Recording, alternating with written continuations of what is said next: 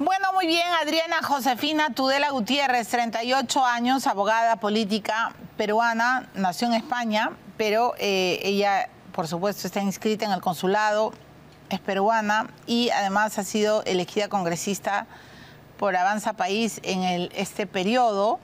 Es considerada una de las mejores parlamentarias, yo pienso lo mismo, con su compañero de bancada, Alejandro Cabero. Ella fue una de las que más se enfrentó a la Asamblea Constituyente que promovían los de la izquierda más bruta y achorada.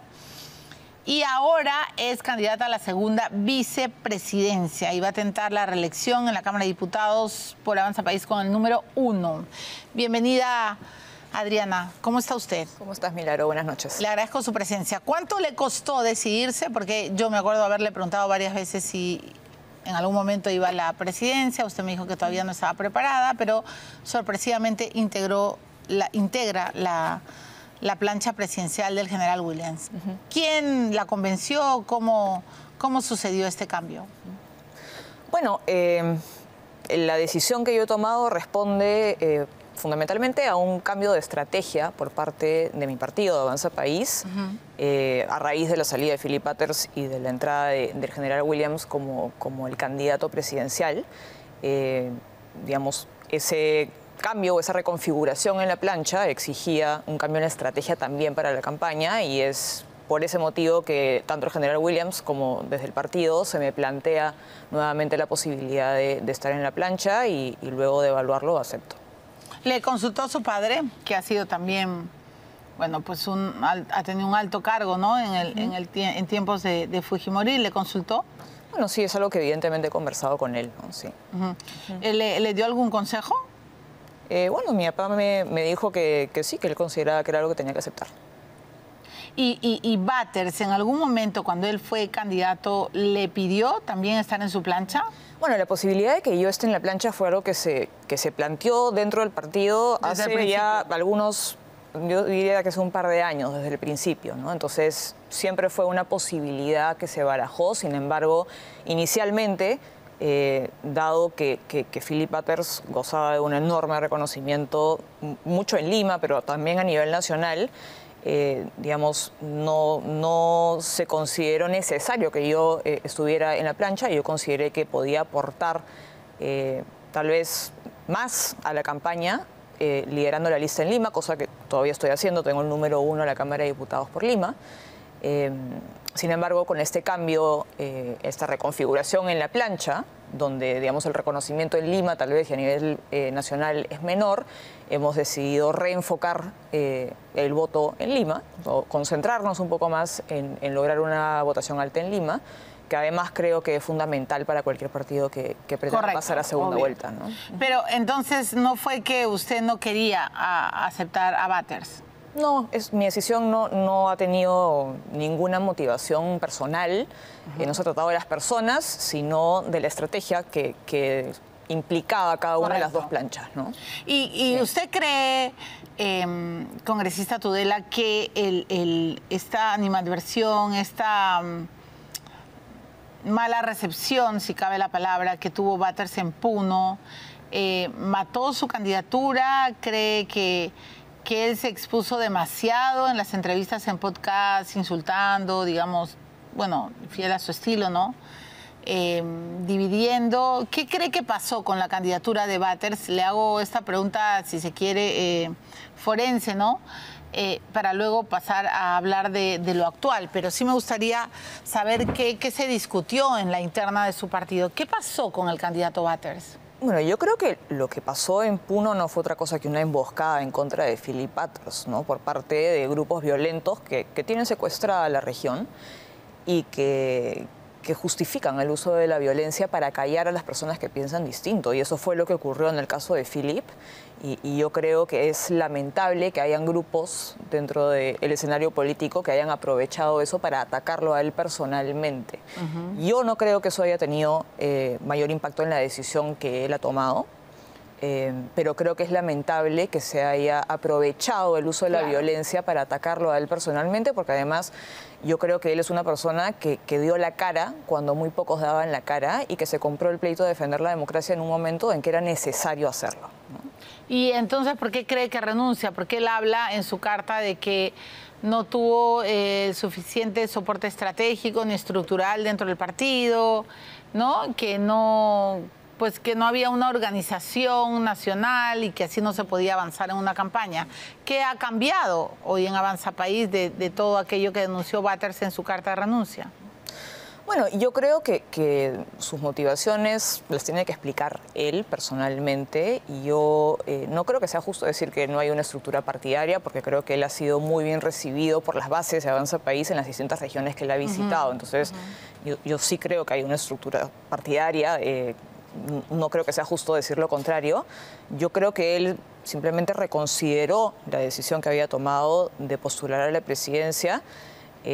Creo que bueno, ya no es ningún secreto que parece que va a tener un programa en el 5. Yo creo que eso definitivamente puede haber tenido algo que ver y creo que es válido que lo tenga.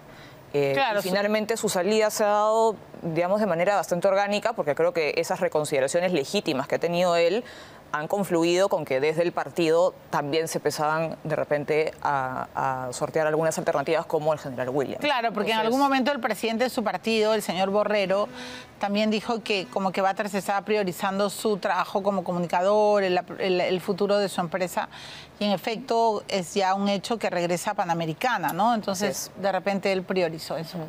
Entonces, usted ha priorizado que la búsqueda de rescatar a nuestro país en estos tiempos álgidos de inseguridad se ha explotado mucho en la campaña que usted integra, el hecho de que el general Williams sea un comando, haya sido un comando muy importante, ¿no?, en el rescate de los rehenes. Es un hecho que gracias a su trabajo, su padre además está vivo, congresista Tudela, ¿no? Ahí también hay una como relación simbólica entre usted y el general Williams, pero que eso es lo que la convence al final, la búsqueda de defender al país, de rescatar al país de esta ola demoníaca, ¿no?, donde la gente muere como si nada. Sí, yo creo que en la plancha los tres tenemos un sentido de deber y responsabilidad frente al país. Y como tú bien dices, a mí me hace particular ilusión estar en una plancha junto con el general Williams, que fue el responsable de la operación militar que finalmente le salva la vida a mi padre. Entonces, sí, creo que el sentido del deber que tiene el general Williams es algo que para mí es muy importante, y nuevamente para mí es un honor estar en la plancha con él. ¿Y cuál es su sentido del deber personalmente? Bueno, el general Williams creo que Para usted, no, su sentido del deber. Mi sentido del deber. En esta coyuntura tan importante. Bueno, que creo que es importantísimo involucrarse en la vida política del país e involucrarse en cuál va a ser el destino del país. Para mí, la verdad es que viendo todo lo que está pasando y bueno, habiendo tomado la decisión de postular al Congreso en el 2021, no es una posibilidad mantenerme al margen de lo que está pasando ni de lo que podría ocurrir en el país. Ahora, están atrás, ¿no? Digamos, yo creo, y todos los que hemos cubierto campañas electorales sabemos que recién en enero podemos hablar de fotos que nos van a llevar a una arremetida final. Pero en este momento ustedes están en otros, ¿no? Ni siquiera en el 1%, digamos. Y claro, tienen la roca en el zapato añadida de que han cambiado de candidato presidencial.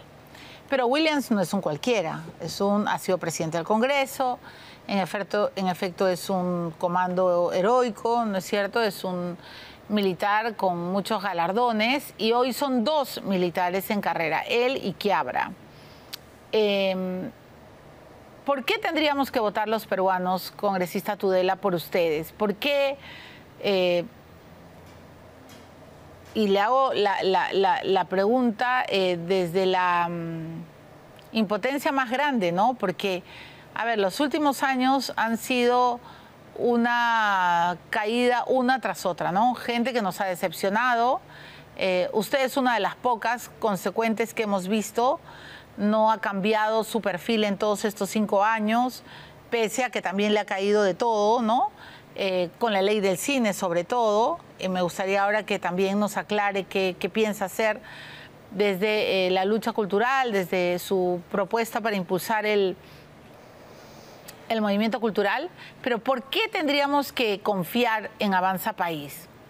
Bueno, el general Williams es una persona que a lo largo de su carrera y de su trayectoria ha demostrado un absoluto compromiso con el país. O sea, él ha dedicado su vida a servir al país y a lo largo de su carrera ha tomado decisiones sumamente difíciles de tomar en momentos críticos para el país. Por ejemplo. Porque no solamente lideró militarmente la operación Chavín de Huántar, también peleó en la guerra del Cenepa, fue quien captura Antauro luego del Andahualazo. Y no solamente en su vida militar, sino que también en su vida política, porque él fue presidente del Congreso en el momento en el que Pedro Castillo da el golpe de Estado. Y es gracias a la decisión del general Williams que logramos sacar adelante la votación y lograr los votos de la vacancia en un momento en el cual nadie sabía cuál iba a ser el resultado de ese golpe de Estado. Es decir, no teníamos los votos de la vacancia asegurados. Podríamos haber fracasado en el intento de vacar a Pedro Castillo luego de que dio el golpe de Estado. Entonces, tomar esa decisión en un momento tan álgido, tan tenso, sin saber si vamos a poder vacarlo o no, demuestra no solamente firmeza de su parte, sino mucha valentía. Entonces, lo que tienen en común todas estas decisiones, que además han sido exitosas, han tenido un impacto positivo en la vida de los peruanos, lo que tienen en común es que ha logrado en estos momentos críticos restablecer el Estado de Derecho y restablecer el principio de autoridad. Entonces, el general Williams es una persona muy humilde. Todas estas cosas que yo te estoy diciendo ahora no son cosas de las cuales él esté constantemente hablando ni alardeando. Porque para él simplemente está cumpliendo con su deber. Y yo creo que eso habla muy bien del general Williams, porque él no está persiguiendo la presidencia por ego, no está persiguiendo la presidencia por decir que ella tuvo el cargo, ni por hacer un check más en su checklist, sino que está persiguiendo la presidencia porque considera que en el contexto de crisis que estamos viviendo es su deber volver a tomar decisiones difíciles de tomar, pero que son absolutamente necesarias para restablecer el principio de autoridad y el Estado de Derecho, cosa que ya ha hecho demostradamente a lo largo de su carrera. Entonces yo considero que él es un excelente candidato. Y si llegan a ganar y entran a Palacio de Gobierno, ¿cuáles van a ser las 3 medidas principales que van a tomar en los primeros 100 días que nos permitan creer que sí se puede retomar la seguridad y que podemos volver a vivir en un país, digamos, pacificado? Bueno, nosotros planteamos restablecer el principio de autoridad, lo cual quiere decir que vamos a usar la fuerza de la ley, vamos a usar la fuerza de la Constitución. Para eso le estamos pidiendo la fuerza de la mayoría, estamos pidiendo los votos de la ciudadanía para poder enfrentar a los 3 grandes enemigos que estamos enfrentando en este momento, que es la ilegalidad, la corrupción y las burocracias enquistadas en el poder. Y para eso hay una serie de medidas que tienen que implementarse. Podemos hablar de la simplificación del Estado, podemos hablar de un shock de inversiones, podemos hablar nuevamente simplemente de restablecer el principio de autoridad, porque lo que hemos venido viviendo durante la última década es estar en manos de un establishment político, de una clase política que no ha utilizado la fuerza que le da la ley y que le da la Constitución y que ha creído que había que pedirle permiso a los delincuentes para capturarlos y castigarlos, o que había que pedirle permiso a los burócratas para poder reestructurar el Estado, reducir la burocracia, o que ha transado con la corrupción, que es lo que estamos viendo con el Reinfo ahora, y con la ilegalidad además.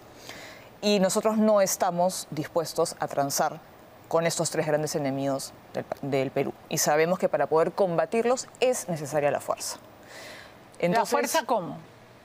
Porque ustedes han dicho vamos a hacer un cambio a la fuerza. Y claro, esa frase es bien, puede ser leída y asumida de 2 maneras, ¿no? Un cambio por las buenas o por las malas, instalando un principio de autoridad bajo el imperio de la ley, pero usando las Fuerzas Armadas, evidentemente. Un cambio a la fuerza porque ya es insostenible lo que estamos viviendo y bueno, podemos hacer una lectura semántica en 1000 variantes, pero explíquenos bien qué significa un cambio a la fuerza. No estamos hablando de usar a las Fuerzas Armadas, estamos hablando de aplicar la ley sin tener que pedir permiso para aplicar la ley, porque un Estado de derecho, un Estado constitucional de derecho, necesita del uso legítimo de la fuerza y de la imposición de la ley para poder existir. Entonces, pero le lo pido que estamos planteando y más claridad lo que para decimos entender a la fuerza es porque es necesaria la fuerza para implementar los cambios que son necesarios y contra los enemigos del Perú va a ser necesario el uso de la fuerza. Y no nos estamos refiriendo a sacar a los militares a las calles, estamos hablando de hacer lo que nos faculta hacer la Constitución. Nada más que lo que nos faculta hacer la Constitución. Le pido precisión. Por ejemplo, ¿qué? ¿Hacer qué? Bueno, evidentemente hay muchísimas reformas que se tienen que hacer, para empezar con la policía. Porque si no hay una reforma de la policía, no hay control del delito. Entonces, ¿hay reformas que se tienen que hacer al interior de la institución? Por supuesto que sí. Creo que tienen que haber mejoras en la formación que tiene la policía, tiene que haber mayor dotación de recursos y de medios y de herramientas para la policía para poder hacer frente al crimen. Pero creo que no solamente es un problema al interior de la institución, sino que hay un problema de falta de decisión política. Hay un problema de falta de firmeza, nuevamente, porque durante la última década el establishment político y la clase política ha tenido miedo de utilizar la fuerza que la ley y que la Constitución le da. Entonces, eso es lo que nosotros no tenemos miedo de hacer. Entonces, podemos discutir mucho sobre las reformas y cambios legales concretos que se pueden hacer dentro de la institución, pero creo que el problema de fondo, el que hemos estado viviendo durante la última década, es que hemos tenido un establishment político que ha tenido miedo de aplicar la ley y utilizar la fuerza que la Constitución le da y que se ha dedicado básicamente a copar cuotas de poder o espacios de poder a favor de ellos mismos. Hemos tenido una política para los políticos y no una política para los ciudadanos. Hemos visto cómo nuestra clase política básicamente se ha dedicado a pelearse por cuotas de poder para utilizar el Estado como una agencia de empleos, por ejemplo, para copar ciertas instituciones y utilizarlas a favor de los propios partidos, sin tener principios, sin tener una visión de país, sin pensar en el beneficio de los ciudadanos ni en generar desarrollo para el país. Y es eso lo que nosotros queremos cambiar, porque creemos que el Estado y las instituciones tienen que estar a favor del ciudadano. No le estamos pidiendo a la ciudadanía que nos dé más poder para beneficiarnos a nosotros e incrementar cada vez nuestro poder. Nosotros creemos en que el poder tiene que ser limitado. Queremos que el Estado tenga funciones claramente delimitadas, porque mientras más abarca un Estado y más funciones tiene y más grande es, más poder atender sobre los ciudadanos y además funciona mal. Y cuando habla de simplificación del Estado, ¿qué, por ejemplo? ¿Reducir ministerios? ¿Cuáles son las alternativas que nos propone Avanza País para votar? Por supuesto, tiene que haber una simplificación total, no solamente en términos de reducción de ministerios. Yo estoy segura que deben haber decenas de programas sociales que se replican en un ministerio y en otro. O sea, definitivamente tiene que haber una reevaluación de cómo están funcionando los ministerios, qué programas se replican en más de un ministerio o programas que se dedican al mismo objetivo, y en función a eso hacer una reducción de la burocracia. Eso puede pasar por unir ministerios, por eliminar ministerios, por supuesto. Pero creo que es importante ¿Han pensado en eso? entender... ¿En cuántos ministerios, a cuántos quieren llegar? Porqui habla, por ejemplo, de 6 a máximo 8, ¿no? Pero él dice que hay que fusionar. No quiere dar su estrategia, pero él dice que todo lo que tiene que ver con bienestar, con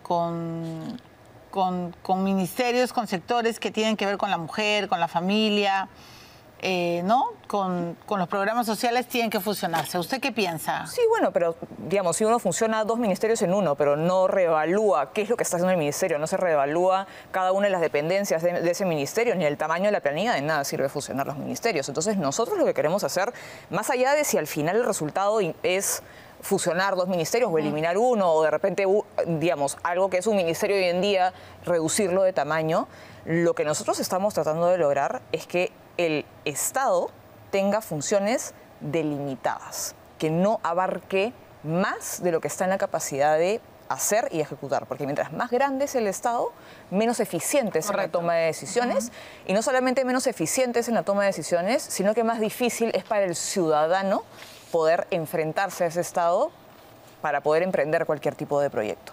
Entonces, no puede ser que cerca del 80% del presupuesto público se gaste en planillas.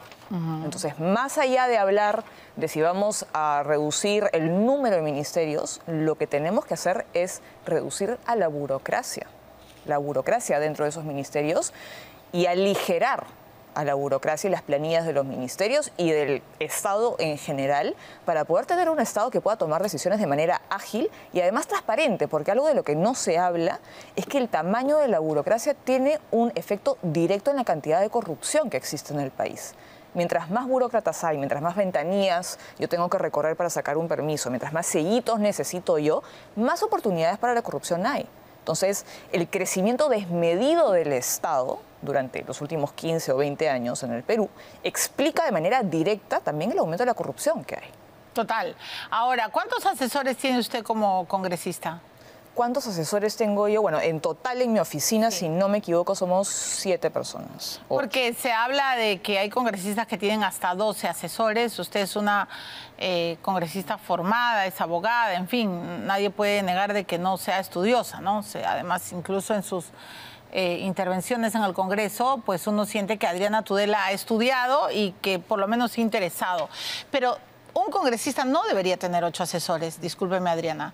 Y usted habla de la burocracia y de la simplificación del Estado. Y creo que en el Parlamento también ustedes han abusado. Y yo estoy hablando del Estado en general y el Congreso es parte del Estado. Correcto. Entonces sí me gustaría escuchar una autocrítica en ese sentido, porque además usted quiere reintentar una votación también a nivel de Parlamento. Y me parece que se han excedido, no solo en la contratación de asesores, en los bonos, ¿no?, millonarios. Bueno, ahora en Navidad creo que ustedes son conscientes de que son de los funcionarios que más ganan, pero sí me preocupa esta sensación que tenemos los ciudadanos de entender que al Congreso puede llegar cualquiera, así no sepa nada, porque va a tener una docena de asesores, o por lo menos 10, o por lo menos 8, que le van a ayudar a entender más o menos cómo funciona el legislativo. ¿Cuál es su autocrítica? A ver, yo creo que el Congreso de la República evidentemente ha aumentado el nivel de gasto que tenía y eso no solamente se debe, en fin, al paso del tiempo, sino que se debe a que la cantidad de personas que trabajan en el Congreso y no solamente los asesores de confianza de los congresistas, sino el personal digamos, permanente del Congreso también ha venido creciendo durante los últimos años. Y nuevamente, cuando yo hablo de simplificación del Estado, me refiero a todo el Estado, no estoy excluyendo al Congreso de la República. O sea, yo creo que desde el Congreso de la República también existe el deber de hacer un uso eficiente de los recursos de los ciudadanos. De acuerdo. Eso definitivamente. Ahora, entonces sí considera que ha habido un abuso. Sobre lo segundo, no sé si es un abuso, creo que hay, digamos, un uso ineficiente de los recursos que nuevamente no es de este periodo, sino que viene arrastrándose de varios periodos atrás. Y respecto a lo segundo, de que cualquiera puede llegar al Congreso, creo que también es muy importante decir que no cualquiera llega al Congreso. Los que llegan al Congreso son los que tienen la votación necesaria para llegar al Congreso. Entonces, finalmente creo que está en la ciudadanía, y creo que es importante recordarlo, el poder de decidir quién se sienta en el Congreso y quién no.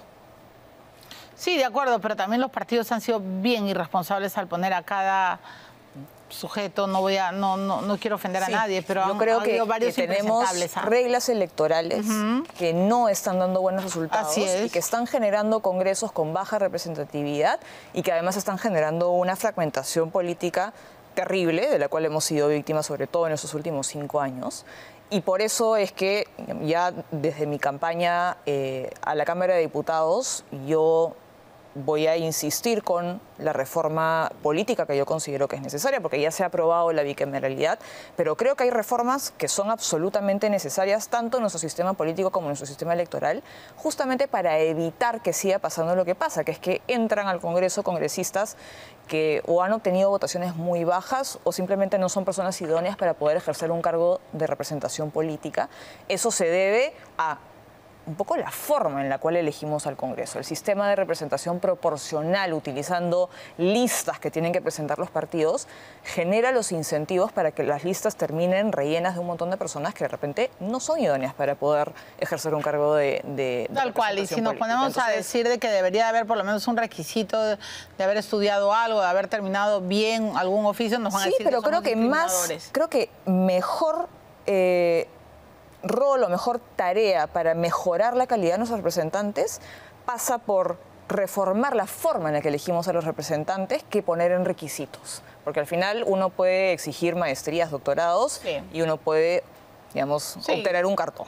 Así es. Y creo que eso no termina siendo garantía real de una buena representación política. Y creo que tenemos que replantearnos por completo la forma en la cual elegimos al Congreso. Por eso yo propongo que elijamos a los congresistas a través de distritos uninominales. Es decir, que las circunscripciones que tenemos hoy en día electorales sean mucho más chicas y que cada partido presente a un candidato por circunscripción y que el que gana es el que llega al Congreso para representar a toda la circunscripción. No hay espacio para el segundo, tercero, no hay arrastre, por lo tanto no entran congresistas con muy baja representatividad. Me parece bien y ojalá se pueda discutir. Quería, antes de cerrar la entrevista, por favor, Laura, si podemos colocar parte de las escenas de la presentación oficial de Adriana Tudela de su candidatura. Yo sentía que era como muy, pues como que no era alegre Adriana, ¿no? Lo dije y se lo digo también mirándole a los ojos.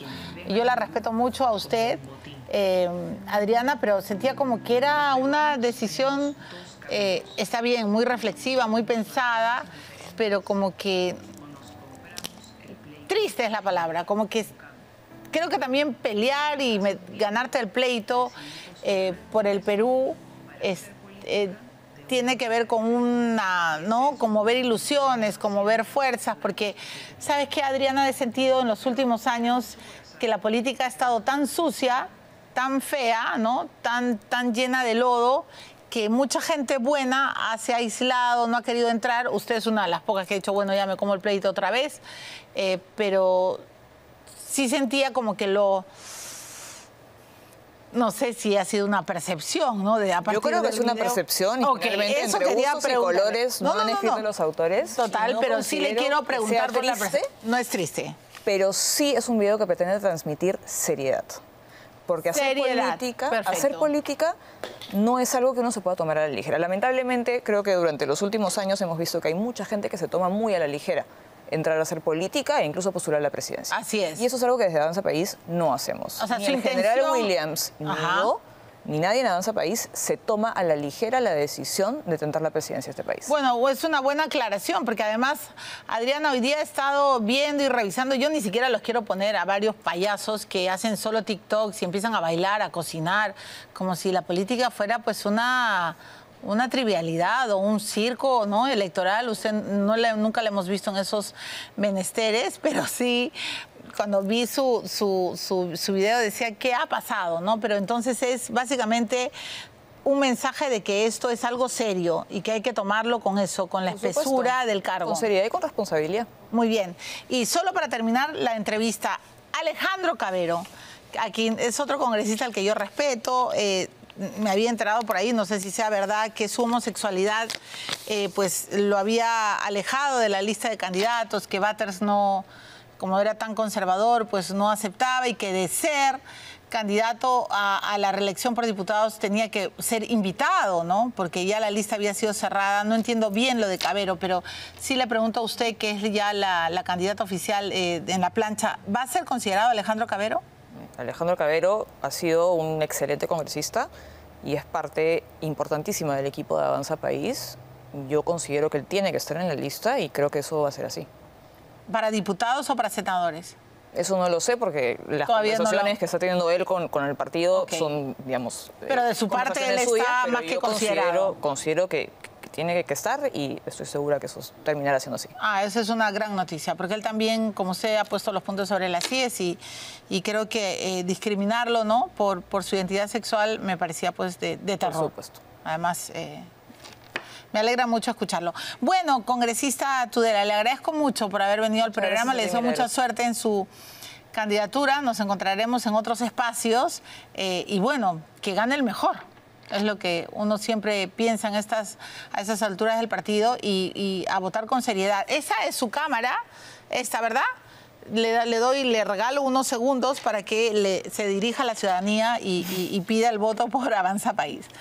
Bueno, nosotros estamos pidiéndole a la ciudadanía que nos den una mayoría para poder aplicar lo que manda la ley, lo que manda la Constitución y poder restablecer el orden, la paz y el principio de autoridad. Nosotros queremos que los peruanos puedan hacer sus proyectos de vida en libertad dentro del Perú, sin tener que irse a ningún otro lado y que podamos estar orgullosos del país en el que vivimos. Muy bien. Muchas gracias. Ha sido Adriana Tudela, candidata a la segunda vicepresidencia por el partido Avanza País. La candidatura la lidera, como ya hemos escuchado, el congresista Williams, el general Williams, que hoy quiere llegar a Palacio. Vamos a ir a la pausa. Gracias, señora Tudela.